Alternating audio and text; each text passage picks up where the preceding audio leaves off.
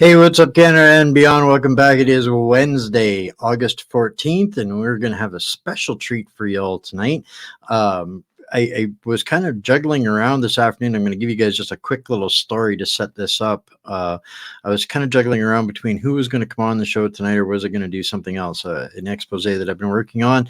And I get a message from a very good friend of ours at the platform here, somebody that's been an amazing host and purveyor of truth and has, been in the podcasting world through several evolutions. And he said that he had been kind of out of the country for a while and had just got back into town and wanted an update and said, well, would you come on my podcast today? And I said, well, at that time, I'm going to be doing my own podcast. How about you come on mine? And then I'll come on yours, Shaun. Welcome back to What's Up Canada. Some of the folks out there will remember and know you. It's been a minute. Boy, have you might regret having decided what you're getting into tonight, but I know that we're going to have some fun and some incredibly interesting conversation along the way. How you doing, my friend? Thanks for having me on, Wayne. It's always a pleasure. You can hit me square between the eyes. I'm good for it. I've been to your audience, to my audience. It's been 46 days on the road with the family, and it's something we get to do in the summer. And because of podcasting, I get to go longer than I normally would have. And so to come back and be like, all right, who's going to give me, a cold shower? Like, honestly, who's going to just give it to me straight? I'm like, well, the guy that I seem to follow into the fray at times is Wayne Peters. You've been on stage. I was listening to when you came on in Edmonton on stage, and one of the things we've been talking a little bit about lately has been censorship, right? We're seeing it in the UK and different things like that, and our version here. And I went back and listened to Edmonton because you were talking about it back then. And I'm like, of course you were. And back then I had no idea what you were talking about. You were talking about DEI too. And I'm sure back then I was like, DEI, what the heck is Wayne talking about? Well, we're all getting a quick lesson in that, aren't we? So thanks for having me on. You can't, let's ramp this thing up. I'm happy to be back in the saddle. I don't know who better to do it with than you. Well, and when we had this interaction this afternoon, I was like, it was kind of, to me, it felt like a bit of a divine intervention. And we're going to get into a little bit more of that a little further down the road. But over the course of events, while you were away, and I don't know how unplugged you were from the Avatar universe, but I suspected, and I was talking about this with a friend of mine, that if there's anybody that I know that would be completely committed to their family and unplugged from all of that insanity out there, you would be the one guy that I know that I would bet on that would be basically unplugged. And so I thought about this because there's been some events have been going on the last little while that, I know. There's no way to dodge Trump getting shot in the head, especially when you're in the United States. There's no way to dodge, Jasper burning down. There's no way to dodge a few of these things. So as unplugged as I was, I still had to podcast for a time. It's not like I can just pick up and leave. So here I started in August, but I've been podcasting out of, the hotel room or the in-laws basement, et cetera, et cetera. And so when it comes to Canada, I haven't been in country for quite some time. And being removed from that is just a breath of fresh air. I hear people say that all the time, but it just is. And then I come back across the border, and I'm like, well, it feels like it's time to get back to work, you can almost sense there's a change, even though I know that's a ridiculous notion when nothing, you're literally just stepping across an imaginary line, but it's perceptible. My phone starts to ring more, and my kids were going, Dad, stop looking at the phone. I'm like, it's back to work, folks. I'm back into Canada. So, I've paid attention to some, but I've tried staying away from too much social media, too much, my audience can text me at any point, and I tried my best to avoid that as much as I can. I turned my phone off for quite a time where people can, if they wanted to text me, they couldn't get me, and if they wanted to call me, they certainly couldn't get me, and that was a nice, it was a nice break from reality at times, or maybe it was just nice to focus on the family and not the insanity that continues to happen. I mean, it was hard not to see the Olympics as well. You're just like, can I just go? Can I have July? Can I just, You had at least a better environment than where I was at, because the only option I had was to ask for the asteroid to please strike now when it came to the Olympics. But so Uh, It didn't happen. no, unfortunately, I think, but I think the world learned some things throughout the course of that. But a point that I wanted to touch on, you and I have known each other now, I think, since 2021, something like that. When you reached out after having seen one of my crazy conspiracy theory programs, but you mentioned just before we went live here now that you're up to like podcast number 700 or something. So when I was looking for a decent image of you to use for the thumbnail tonight, I'm seeing, all these endless horrible images that I couldn't use, but I could not help but notice you have had the veritable who's who of the most interesting people that you could ever want to talk to across your platform over the last couple of years. So it's always a privilege to get to talk to you because you get to hear so many more perspectives, and that has to do with one of the reasons why I respect you so much and what you do is you're in this to genuinely answer questions because you genuinely want to know things. So you find people similar to me. I don't know anything, in my opinion. I just want to find people that do and bring them on my show and explain it to me in Northern Hillbilly speak, so I can get that and cipher it down to as many people as I can. So that's kind of my template. But you've had far more success, I got to give you credit for that, than what I've had, and some of the people that you get through there, and one that I want to particularly talk about here tonight. But first, and that's the Daniel Smith interview. But first, you had to know that was coming.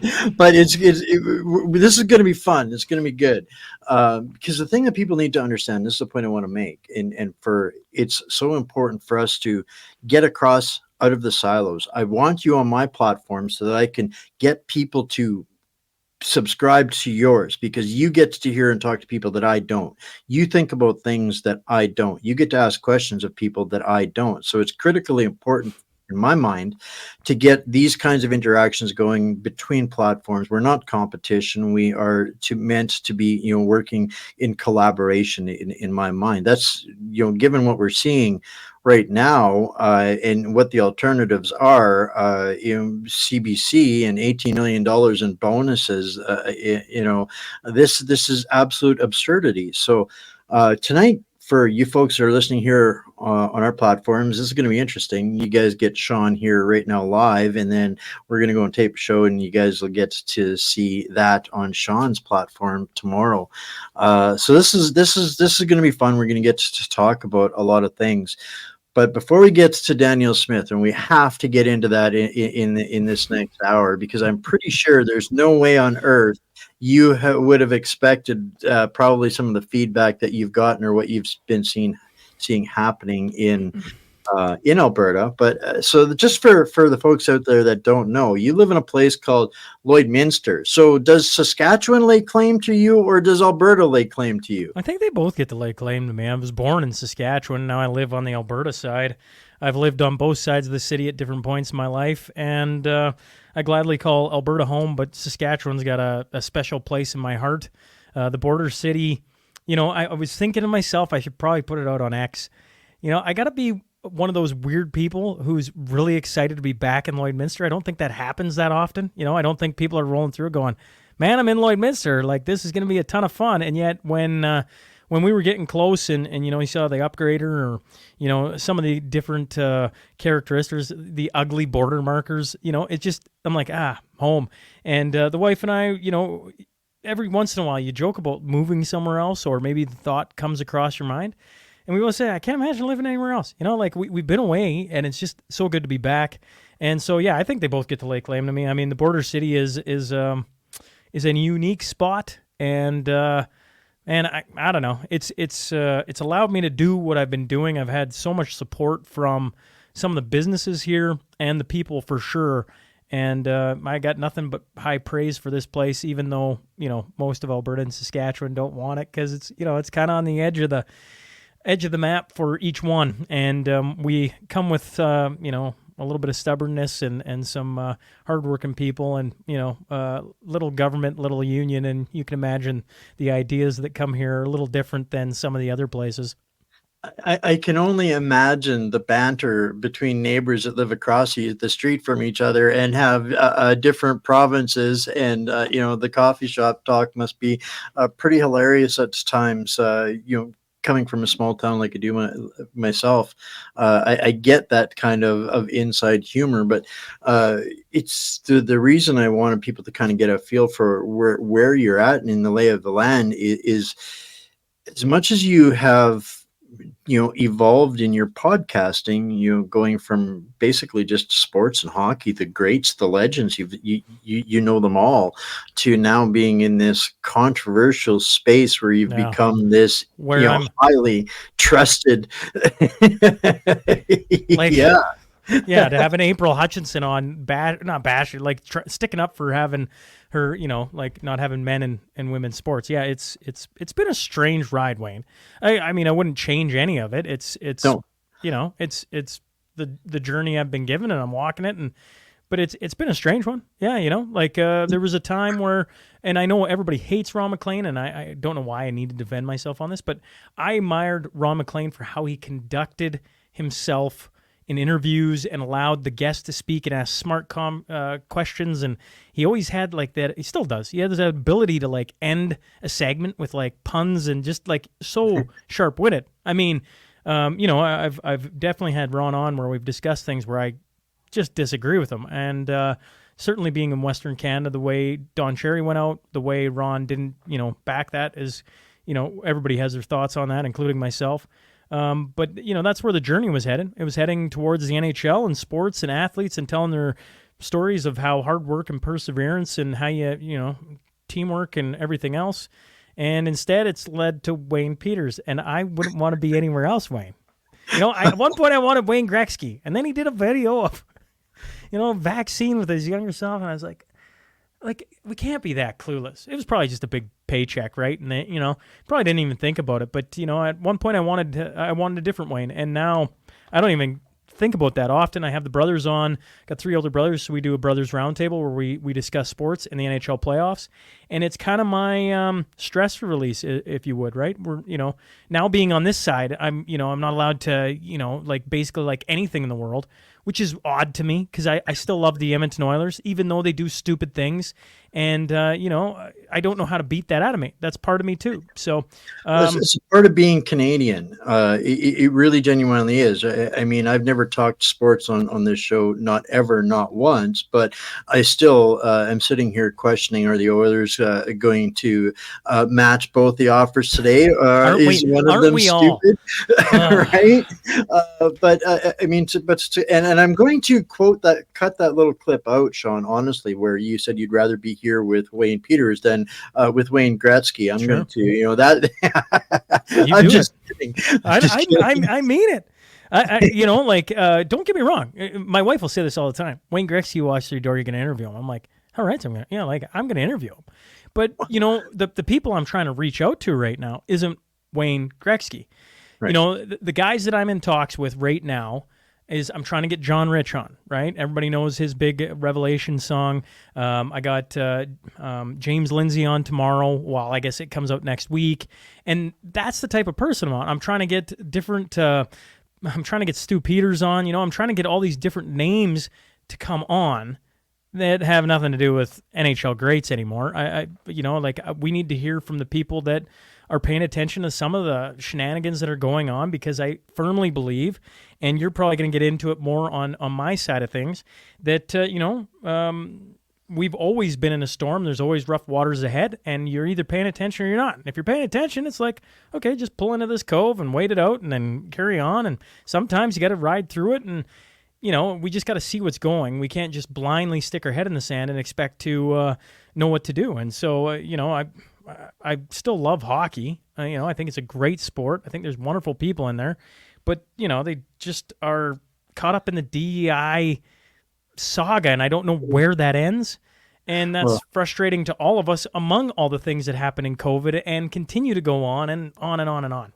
It used to be that escape mechanism where you could count on chilling, the old beer and a hockey game. It was a part of the Canadian wind down. So I mean, it's just part of who we are in this. But the what I kind of wanted to get to with this is, you've been around for a long time. You've seen the conversations that take place at the kitchen table change and evolve and become so much more dramatic. And you're one of those people that you have you have a foot in both worlds when it comes to grassroots politics in Western Canada. You're a part of the Saskatchewan community, and you're also a part of the Alberta community.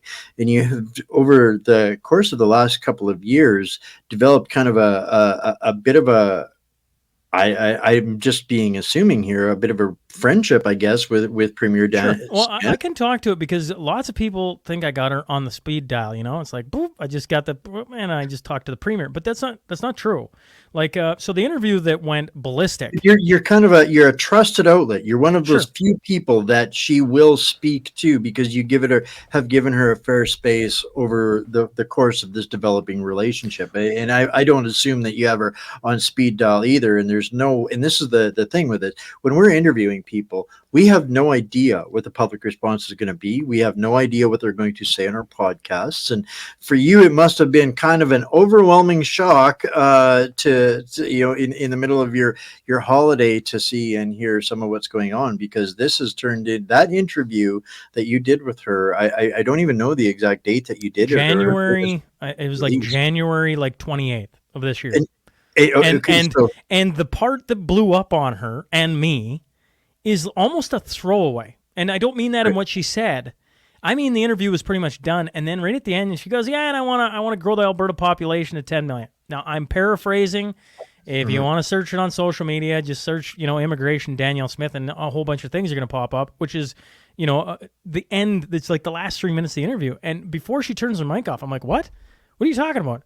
And then she goes on to talk about how she wants to see the population of Canada grow to 10 million because, that's how we're going to get a bigger seat at the table in Canada, right? And I was so caught off guard. I'm glad the camera wasn't rolling on me. Maybe it was. I don't know. I'm like, what? And that's what I wanted to ever since I heard this in that context that it's being used over the last couple of weeks. To me, it was the same thing. I would have glazed over that, honestly, Shaun, and not picked up on that. Obviously, for 6 months, nobody else did, but here we are in the middle of August, and this is 30 seconds that is jeopardizing her career at this point, and the entire direction of what's going on in Alberta is now in a giant conundrum. I'm seeing people that were staunch supporters 2 weeks ago have caught wind of this, and the world has gone mad. Absolutely mad. There's no discussion. It's just instant revolt. How did that? How do you process? Let's be clear. On the Alberta front, people have been slowly growing impatient with Danielle Smith. Yep. They want certain things, right? It was only a couple months ago I was down in Calgary doing the Injection of Truth event, and that was bringing doctors. You've had pretty much all of them, if not all of them, on your show. Right. And they were just laying out the case of why, choice is no longer what people, it's great that that's what she's gotten it to, but they just want it removed. They don't want anybody, there's mounting evidence. I'm no doctor, folks. You can go listen probably to 100 Wayne interviews or more where he breaks down the science or, and on and it goes. Same on my side. But I mean, you can turn away from the evidence, but it's mounting day by day. And, people are upset by that. People are upset by, a whole bunch of promises that, they thought she was going to deliver on in the first 6 months. Boom, boom, boom. You're going to walk in, Danielle Smith sticking it to the government, sticking up for Alberta. And, okay, so she hasn't been going as fast as some people want. But when you look at COVID in particular, it's like, well, she got it to... It's a choice, and she's doing things. She's not Bonnie. She doesn't got Bonnie Henry running around like BC. That's insane. But in saying that, I'm not here to defend or whatever. But I'll take Chris Sims when she was just on was basically at some point, no matter who the premier is, even if you like her, you gotta call a spade a spade. You gotta hold politicians' feet to the fire. Otherwise, they won't they get in and then they start walking away, and you're like, why are you walking that way? And one of the things is just a simple thing. I didn't go too hard on Danielle at the start of the year with gas tax. And, maybe in people's minds that's a small little thing. But at the time, I was like, Alberta, up until this point, does not have a gas tax. They're not taking that 13 cents. They've given, they're giving it off. And she had some things in there where she talked about it and blah, blah, blah. And Chris Sims and sorry, Chris, but Chris and me had talked about it before. And Chris was like, don't worry about it. She's not going to do it. And then she went and did it. And Crystal we talked about it on an episode. And, that falls and that, and so now it looks like it's a huge revolt all at the same time. But this has been mounting in Alberta because people are getting frustrated at the slow pace and then some things she's been saying. Like, why is she adopting the language of some of the people? Why is it taking her longer to push this through? Why hasn't she done this and this and this and this? And, I think it's like, part of me thinks it's great because she's going to have to do something. You can't just, go along to get along, especially in Alberta, and expect to live. Like, too many people are engaged right now. And, like, people that I respect, Marty up north and Tariq El Naga, who they were both just on Rachel Emmanuel's True North show. They were talking about it. I was like, this is wild. Like a year before. This is before that immigration video came out. This is like a year before. These two guys would have been singing her praises, are now talking about election promises, how she hasn't been delivering. She needs to do things, and they're talking Alberta Police Force. They're talking the pension. They're talking other things other than just COVID. They're talking some things that everybody's been waiting for, and nothing's happened. And so, not cherry on top. That sounds terrible, but it's kind of the immigration hit a perfect time, and then the video pops out, and it's like cherry on top, right? Like the world explodes because of some comments she said at the end of our podcast from like 8 months ago. And at the time she said it, I thought it was going to be a bigger deal. And it just wasn't the ripe time for it, I guess. And now with everything going on in different countries, what we're seeing down on the southern border with the United States, what we're seeing in our own country, it's a big issue. And for her to say something like that, yeah, like it blew up. I didn't, what the heck? I'm sitting there going, well, that was like 8 months ago. Like that's that's always what surprises me when these things happens. Is it never happens when we expect it to. It happens when the audience is ripe and finds it, and it's interesting. And that was you ultimately you got to the point that I wanted to make is even somebody that's given her a friendly space in her time. Has seen and been firsthand and seeing, she made a bunch of promises to Albertans, and Albertans are the most hyper vigilant of, I think, all of the provinces when it comes to holding their electorates to account, as we saw with Jason Kenney. It was savage when he got taken out of office because people knew too much of the truth, and she, that was who she made commitments to, and I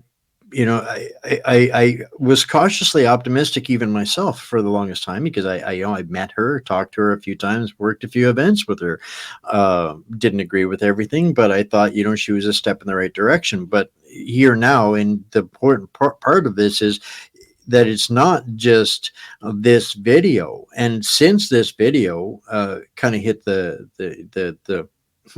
metaverse, she stepped in it here again with something that I don't think anybody really saw coming, and in the current environment is almost like taking a poison pill to somebody that's calling themselves a conservative, and especially in Alberta, by giving privilege and preference and announcing and proudly about Sharia mortgages. I understand that it's just a play on things, but this is something that Canadians have been rightfully concerned with the politicization of other cultures coming in here. That is a clear indicator that they are appeasing cultures that don't intend to assimilate, and that may have flown over before this video or this clip from your interview, but now I think that she's got a compound problem that's going to be very difficult for her to address. So I think the fireworks are just starting in Alberta, and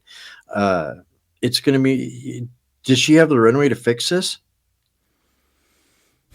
This is where I'm like, I've been gone for 46 days, and I go, I'm trying to figure out so much, right? Because I look at Western Canada, And I go, BC's interesting. That's what we talked about today on the show. I had a couple of guys out from BC come on and talk BC politics, right? Because the Conservatives have really made a real run at the election there, and it's, I forget what it is, 65, 64 days away, roughly, something like that. You got the Saskatchewan election coming up in 75-ish days, and then you got, like a leadership review coming this fall for Danielle Smith. And I go, man, like, what a couple of years things change, Like, I remember saying when she got elected, okay, she is now the leader. I'm like, she's got enough runway to win the next election. Now where she sits, I'm like, the problem I got, and I feel like I've had the same conversation with a few Albertans, is like, so you take her out, who the heck are you putting in? And I know that sounds like, well, it's better than her. And it's like, well, I think Danielle Smith's a great leader, but she is... when I look at my show, I don't know, is it the best thing since sliced bread? I don't know. It's just a connection to a different audience. I think I do a decent job, and I've been fortunate enough to build a relationship with her since the middle of COVID, right? Like, that's where it started, her coming on my show. And when I hear her stepping in some landmines, it's not talking to the other groups enough, is just my guess. I could be completely wrong on this, but she hasn't been back on this show since January. It's not like every month she comes on once. Right. I think it'd be a great idea if she did, and not only for myself, right, selfishly for myself, but for her audience. Like, this is part of the group that helped get her elected. So if you stop listening, that's how she got into office, is by hosting a show and becoming reachable to the people, and Correct. Carried on through that up to in the first I get texts month. Almost daily, Wayne, that say she's losing her audience. Why isn't she coming back on? And I go, I don't know. I thought I had her coming back on, I think it was about May, and now it's September. I'd love to tell the audience I got her next week. I don't know. And yet we all know Calgary and Edmonton are such big battlegrounds. So you see her radio show she does with 630 Ched, where she answers questions in Edmonton, and you go, yeah, but you still have to do things that go outside the mainstream that people don't like anymore. And I got nothing against 630 Ched for the most part. I mean, it's great you're being accessible. But come on, where people have found trust, and that, once again, that doesn't have to be me. There's others that have led the way in this space in Western Canada, in Alberta, and there's audiences there that want to hear directly from her and want to get their questions through and want to ask some of the tough ones. I give a lot of credit to Calgary Lougheed for putting on an Injection of Truth, for having the tough questions be asked of her so that she can be booed by the audience, right? Like, can you imagine 2 years ago her getting booed? I can't. And now she's been booed. Now she's been booed several times on just her, her not getting the point. We got the Coots thing, the guys all get off conspiracy to murder. And everyone's arguing about it on Twitter or X, why she doesn't say anything. And at this point, I'm kind of with them. She doesn't have to condemn the judiciary system. She could just make reference to the fact that there's been 2 guys held for 900 plus days for conspiracy to commit murder. No, wait, they're not guilty. Maybe that's newsworthy of your own province. And these things keep building up on her. And I don't know the political games that they are coaching her around inside that realm. Because we all can hear the politicians, well, she can't do, and you don't want to do that, and I don't know, Wayne, about you. Those coaches probably need to get thrown in the wastebasket for a bit, and let's just have a premier come out and say some things. I was told, I'll let you have your word here. I was told, it's good to be back. I was told by people that politicians, that in my mind should exist, don't exist. And then I saw Tucker Carlson interview the president of El Salvador. And I was like, first, I don't know El Salvador from a hole in the ground for the most part, but the interview was fascinating because he caught Tucker Carlson off guard probably 4 or 5 times from what he was saying and how common sense it was. And I'm like, oh my God, they exist. Our political system just doesn't want it.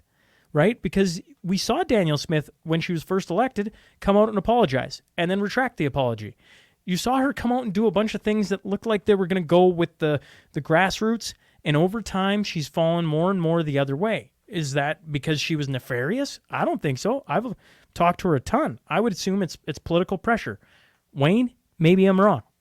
I don't disagree with you at all on that. And the point I want to reference is Jason Kenney on his acceptance speech when he won. He literally named the Rockefellers and Rothschilds that he was going to kick out of Alberta, right, and their influence in Alberta. And so that really told me that he was blatantly lying right out of the chute. I knew what he was and who he was before he got into office, and I prayed for Alberta then. Danielle was different, where I think she genuinely came into office thinking that she could make change. But you're right, the system that we have in place is not not a representative system. It is no longer a representative system. It has been entirely captured by the corporations, and the only way to maintain even treading water in that system is to adhere or negotiate to the mob at every level, not just the federal level, but at every level. The municipalities and the industry, the unions, the nonprofits, the NGOs, the charities. The list goes on and on and on. That are all at the teat of government, and she is up against some of the biggest enemies in her country in that respect. And the alternative, and this is the part that scares me, as you mentioned earlier, what other option is there? And I don't think she is grabbing the life preserver that will save her and save Alberta from the new Democrats and the Nenshi that is incoming, simply because they're so controlled and corrupted and symbiotic to the unions and the corporate income. They control Alberta primarily. In this is the danger that I see coming. But at the same time, if she is not going to address her own commitments and the people of Alberta, who can now see clearly, that this is not any of the stuff that she campaigned on, she deserves to be removed from office. This is not this isn't a hostile against Danielle Smith podcast. Not at all. This is, screaming to hear the people, because it's really looking like the watch talking isn't listening. There was a time where great talks and speaking and everything was what won her, right? She found a place in a lot of our hearts because of how well she talked. She had more spine than anybody we'd seen since Klein. And she was wonderful in the debates and on and on and on. But eventually, talk is just cheap. Like and let's just pull it away. Let's just put it to something simple, right? Alberta Police Force or the pension. And you go, if you ask any Albertan right now, where is that at? I'm like, I don't know, the pension, they're supposed to have a referendum. Do you have a date? I haven't seen anything, haven't heard anything. And you go, like, it feels like we're waiting for Pierre Poilievre to get in. It feels like if I was Pierre Poilievre, all right, let's just play this out. And this is just looking at the game board and saying, if I was Pierre Poilievre and I thought I was going to win, do I want Alberta pulling out of certain things? No. So do you go talk to Danielle Smith? Because is that illegal? No. So would you go talk to her? Yes. And would you try and get her to, maybe find some ways that, if you just hold on, we'll make it better for Alberta? Well, that's great. That's great. But in the meantime, we all sit here on our hands, and it just seems like there's certain things that have nothing to do with COVID, like in my mind, that, I don't care if it sounds like we're calling. If Danielle Smith was doing her radio show, eventually she comes to terms with having the premier on, whoever that is, and be like, hey, you ran on this, you said you were going to do this, where are we at? And now it's on her to be like, oh, this is where we're at, this is where we're at, this is where we're at. Then the people got to go, yeah, I don't believe you here or here or here, or we need it faster or whatever. Like, this is democracy. I don't think talking about it all of a sudden makes it roasting of Danielle Smith. It's pointing out the fact that, supposedly the last bastion of freedom in Canada, Alberta, has got some things going on that people aren't happy with. And, specifically Albertans, which is leading to a leadership review this fall. And instead of it dampening down, it's ramping up, which, you go back to the question, does she have enough runway? I always think any elected official that is in office, especially a premier, can do a lot of things in a real short period of time. And it can change the winds like that. Boom. Takes the winds out of the sails. And she is a very, very smart lady. Like, I cannot put the importance on that enough. She's thinking about this probably 10 ways to Sunday, and I'm curious to see how she tries to navigate it, because she's not dumb. I mean, let's be very clear. This lady is not dumb. She's very smart, intelligent. She's looking at the political landscape, and she's trying to figure out how to navigate this upcoming fall in the best possible way to align people, to get them on her side so that she can have another year or whatever it is. And it's going to be interesting. But, I mean, the political climate here in Alberta for sure has changed drastically. Once again, before the immigration video, like, it's probably been 4 or 5 months where I've started to notice it, and I'm like, this is interesting, right? Like, this is interesting, and I go back, it isn't dampening, it's picking up steam. And that's curious to me because, like, where does that lead? And I don't know the answer. I think that, and I'm always looking for patterns and consistencies, and I never buy coincidence. And when the people like I said, have been having some of the more difficult conversations out there, and been encouraging people that we understand electioneers, we have to get better at holding their feet to the fire before before their elections. This whole give them a chance once they're in office. We can't afford that. No province can afford that. No country can afford that anymore. So, to me, it's the same thing. I would be, in a different discussion, having the same conversations about Pierre. Everybody is so excited and desperate for change that they, going into the elections, they don't hold them to the fire in the right ways over the right things. And these guys will navigate the political winds, whatever maintains the status, whatever is the easiest bit for them to capture, to not offend anybody and make sure that they get every single vote that they can, because they didn't offend somebody in particular. But at some point we have to start holding them to account before they come into office. So for me, at this point, I think that her going into a leadership review right now is the best thing possible for Albertans, to be able to have this conversation. So, but the thing that I want to caution them is to go in challenging the results, where are we at, rather than just going in screaming, "You're a liar, you're a liar." That is non-productive, and we need people to have this conversation going into that leadership review that are of speaking about facts and reality, not just emotional tangents. You have every right to be displeased with the performance so far, but leave the discussion in that realm and address the lack of performance. At least in Danielle's case, we know it's not because she's inept, so there has to be an answer. Well, and for listeners of the Shaun Newman podcast, I'm working on it. I'm working on getting her back on, and I'm sure. I kind of wonder, I'm like, does their team go, we're never touching that one again? Or are they like, well, it's viral now, you have to go back on and address some of the things that were said on there.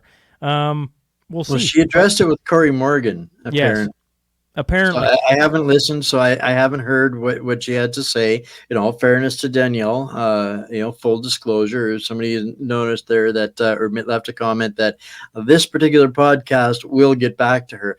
And I have every confidence that it will, just simply because of the I can care at this point. I told Danielle, like, as far as getting back to her, good.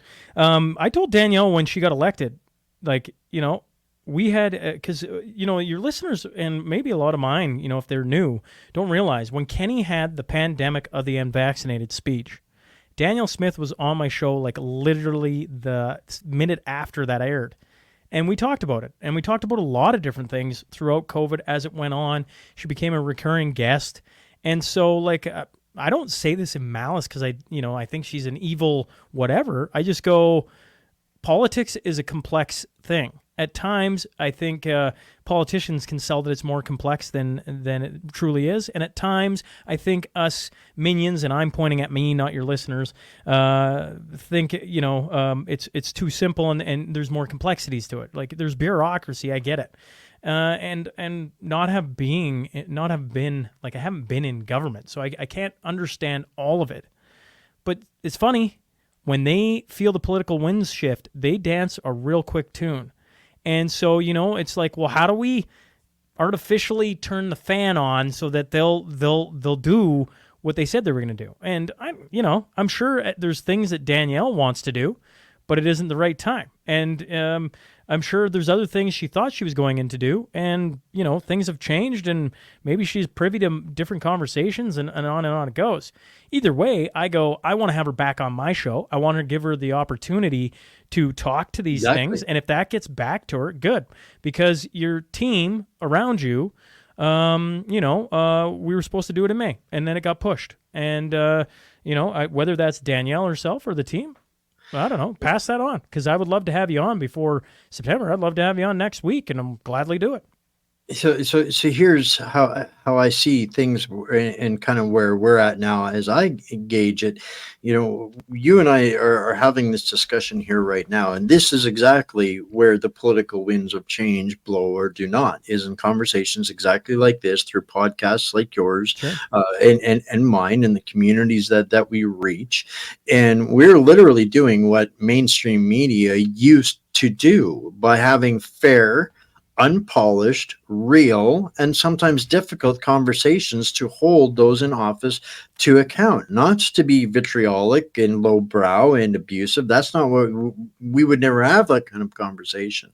But this is the space that we're in now, and it's up to us and the community, as these things have evolved, to make these kinds of changes happen, and we are far more effective, I believe, than what any individual might believe outside of this. We see the influence, we see the change, because they have to respond in some capacity. And as podcasts like yours and mine get more evolved and more representative and more real, less radical, less angry, more rational, more fact-based, and not being unreasonable. This is where we have a unique opportunity, I think, going into the next year, before the federal election, whatever that kind of charade turns into. And we got a long way to go to get there. Man, oh, baby ducks, as a friend of mine would say. It's that is going to be a whole different level of crazy, I think, coming up real soon. So you've been away for a little while. I'm not sure how much you'd heard, or if I just told you just before the show, but we have another official pandemic going on. This is Mpox now, and Black Death, and Mr. Trudeau is right in alignment with Alejandro Tedros at the WHO on measures must be taken. And I'm going to ask you all about this on my side, but I'll rehash this question when we get there on the other end of this conversation. Do you think any of the Canadian public is interested in another pandemic at all? Do you think, do you get the sense you walk out the door and you go, man, we are ripe for another pandemic? Like, people are ready to lock down? To me, how I describe this feeble attempt that we're seeing in our mercenary media as defining themselves as mercenaries beholden to faraway, unelected entities that are now attempting to trigger the fear porn and the next same measures. I mean, there's nothing more scientific than knowing that going into election season, we have pandemic season. So off to the races we go. And the sooner we eliminate or stop the mercenaries in mainstream media, the safer the whole planet will be, and the less people will be terminated by this decarbonization agenda that's decarbonizing we the people.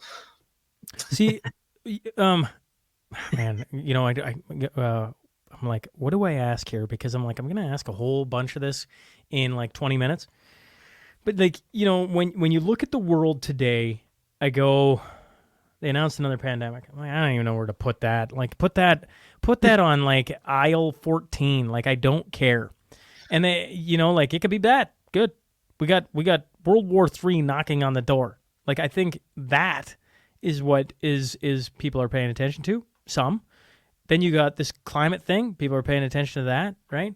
And so you go like, and then the immigration thing. Why did it blow up? Because people are paying attention to it. And so I go like, those three things to me seem like they really have the attention of the world right now.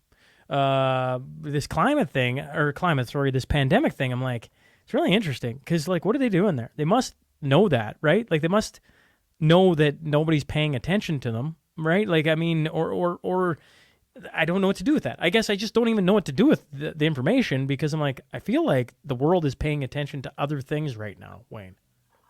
It's you're so on point, and that's why they're doing that. They did it the last time around too, and this is that pattern recognition. What did they have just before they made the announcement? Well, they had an international gaming event. What did we just get through now where everybody's gone back home respectively, and now they're going to establish the criteria for the plausibility even of something else like this, which is meant to blindside and stifle people in synchronicity and harmony to what we're seeing happening in the UK and Ireland. I taped a show this morning for the folks in the UK. It's a very real thing that's going on there, and people are paying way more attention to that than what they are to this next charade of scamdemic. Well, I think a hot topic right now is free speech. Right, like what it's the biggest speech in the world, topic in the world. I'm gonna bite on that one and give you something to feed back to on that because I just can't. You need to get. I don't know how aware of you are of the results of that discussion that Donald Trump and Elon Musk had, but less than 24 hours later, more than 1 billion people reached through exterior sharing and whatnot. What they did in 1 2-hour segment was literally prove the entire world's mainstream media mercenaries absolutely, utterly irrelevant and obsolete. And it was nothing but a couple of rich guys sitting around having a discussion like you and I would have been absolutely comfortable with, sitting at the table, having a sip and a cigar, hanging out with them guys. Did you listen to it though and go, man, every minute? I was like, man, you just need a host. You actually need a host so you two can gab because Elon wanted to get his thoughts in. Trump wanted to get his thoughts in. Right. Here's two of the most influential men on the planet. And you're like, they just need somebody to just let them go back and forth and not have to worry about trying to host a conversation. And maybe that's just my weird brain now. You mentioned how many podcasts I've done. It's like 5+ years. On the podcast itself, we're almost up to episode 700, but 800 with all the mashups and archive interviews and all these different things. And I'm like, they just needed somebody to take the pressure off, if there was any, of like just sitting there and throwing out a subject and letting them talk. And when it dries up, you throw out another one and let them go. And I'm like, that's all they needed. It was like brilliant. You got two. You're like, this is wild. Like Joe Rogan should have hosted it. And then sat back and said zero.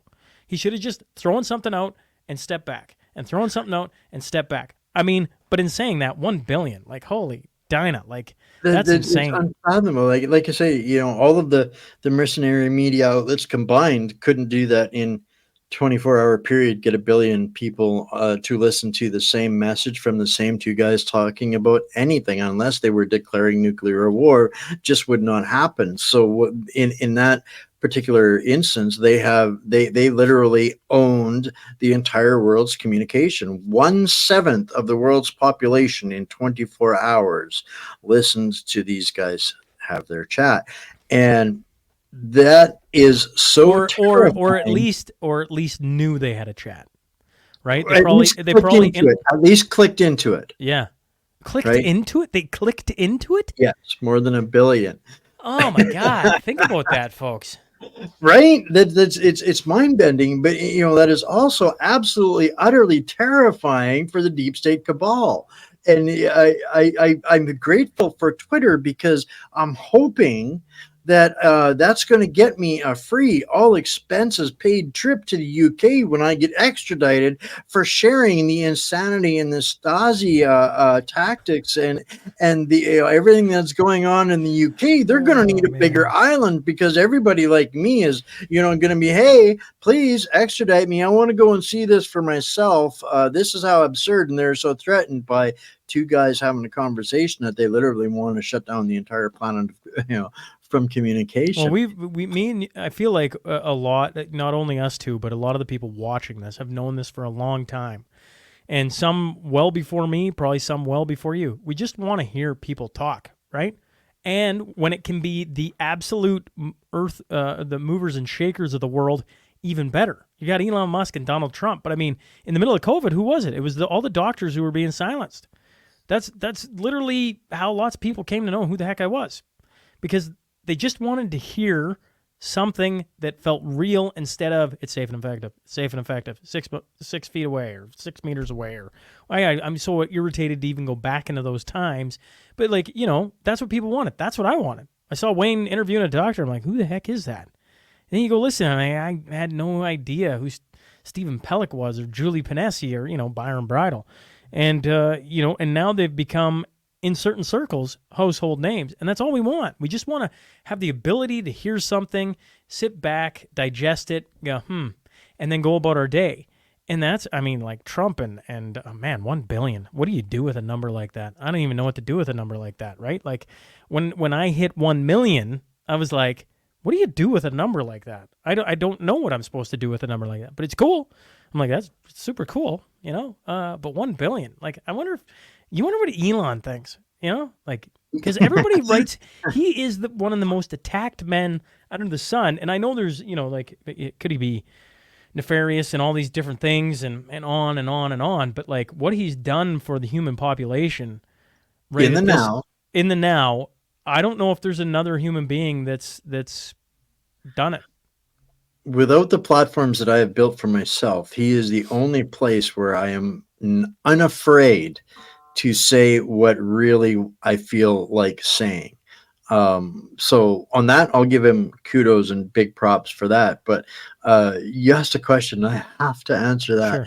Sure. What do you think Elon was thinking by that? And yeah, my thought on what Elon was thinking about that is nobody is more hungry for real and genuine human interactive data for his AI design on mass scale Then than Elon Musk, Elon Musk. you're not wrong there. You're not wrong there. That was him winning the data lottery of the universe in a 2-hour segment. That's just what I think. You're not wrong. I agree with you. And he's going to win the AI wars because of things like that. Because AI is so inherently He's damaged just because it's all programmed to turn left. It can only turn left. And this is why Elon bought X and Twitter in the first place, in my opinion, because he knew that ultimately AI would only be functional if it could get input from both sides of the public square perspective. Be that left versus right, up versus down, communist versus conservative, all of those things. If you don't have both sides of the coin of the discussion, the AI will inherently impossible. It's impossible for it to function. So, if you want to make interactive human cyborg type of anything, you have to be harvesting X. It's the only platform that'll give it to you. yeah, honestly, that's a good thought, Wayne. I hadn't really, when you put it that way. Once again, there's not a dumb person like Elon Musk. You can say what you want, not a dumb person. And there isn't a day I don't hop on X and see something retweeted by that guy where he's calling out some world leader, on and on and on and on and on it goes. And you're just like, I can't believe one of the most influential people in the world is saying things like that, right? in such a clever, funny, like it's just great. And He's what other triggering platform can them you do? on purpose. 100%. And then to have Donald Trump come back on, like I it's been really, really interesting to watch. This is the most interesting time in human history. Never before in the history of our species has the world moved so quickly, and we have had access to all four corners of it at the same time. And here are crazy guys like us trying to keep up with it all. Uh, this has been absolutely unbelievable, Shaun. I'm so grateful that you messaged me today when you said you wanted to catch up. I was like, does he really know what he's asking for? So I'm glad you humored me when I flipped it back on you and said, sure, I'll do yours. You come on mine first. I'm going an hour earlier. So here we are. People that Well, are out there. my apologies to all your listeners. You're getting me with like training wheels. It's kind of like getting on the bike again, and I'll get caught back up on all things Alberta and hopefully Western Canada, and then it'll be off to the races again. You're getting me fresh, like literally out of the vehicle, roll into the studio, hang up a new picture, flick on a couple things. Oh, it still works. The lights still turn on, and let's go. So appreciate you having me on, Wayne, and to anyone who's enjoying this conversation, we're only going to carry it on. We're gonna toss it on my side, and it airs tomorrow. It'll be on X and Rumble and Facebook, and well, I appreciate you bringing me on, Wayne, as always. As you know, and I think a lot of your audience knows, without some of the work you did early on in COVID, I don't know if I would have known where to have gone at the start. And so I hold you in very high esteem.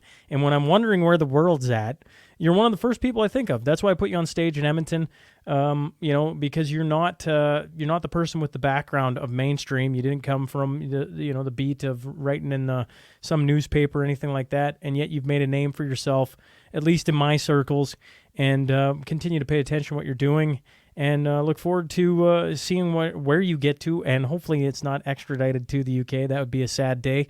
But hopefully, Looking Glass Media, it's funny, me and you have been talking about this. I didn't realize how long we've been talking about it.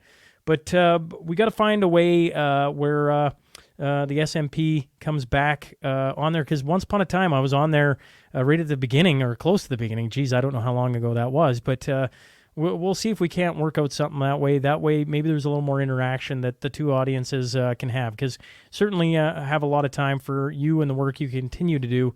And once again, look forward to having you on my side.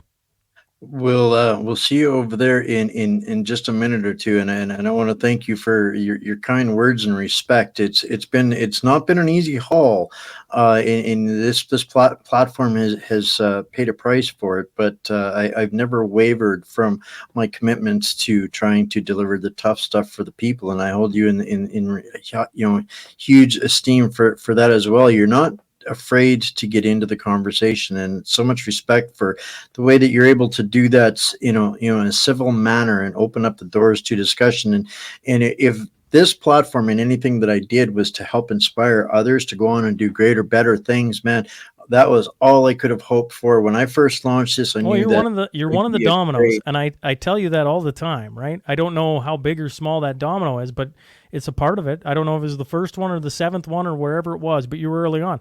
And I shout out to Danny Hozak if he's ever watching this, because it was Danny Hozak who put me in touch with you. And that guy, some days I'm like, how the heck does he know all these people? And and I great Canadians. You can imagine in the middle of COVID, everybody's free. Everybody's like they think the Gestapo's kicking in their front door, and some of them had their front door booted down. And some small podcaster out of Lloydminster picks up the phone and calls Wayne Peters saying, yeah, Danny Hozak gave me your number, and look at that little part that's played into so much more.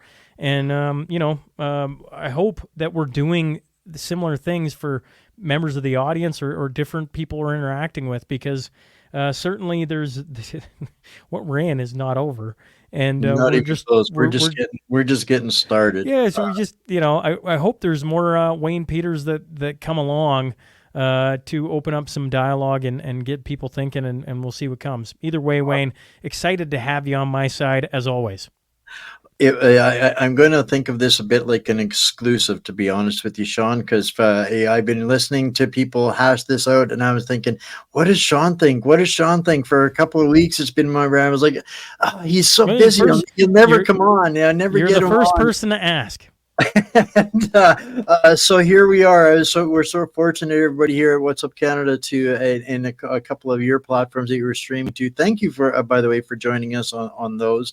That gets to hear your shock in reaction to some of the insanity, and we get to hear it from the horse's mouth first, guys. If you want to share this out there to address the infamous video. I encourage you to do so. Danielle should get this message as well. So thank you so much, Shaun. And thanks for having me on, Wayne. Appreciate it. Sure. All right. Wow, that was a lot of fun. I love it when great people, great Canadians doing great things come together. I'm going to make this short, closing off here, guys, because as you all heard, there's going to be more part B of this conversation. You guys will be able to pick up on Shaun's platforms tomorrow. So on that note, I love you guys all. We will see you tomorrow, same time, same place, 6 o'clock Central. And stay mighty, my fellow warriors, patriots, and hostages. We'll see you tomorrow.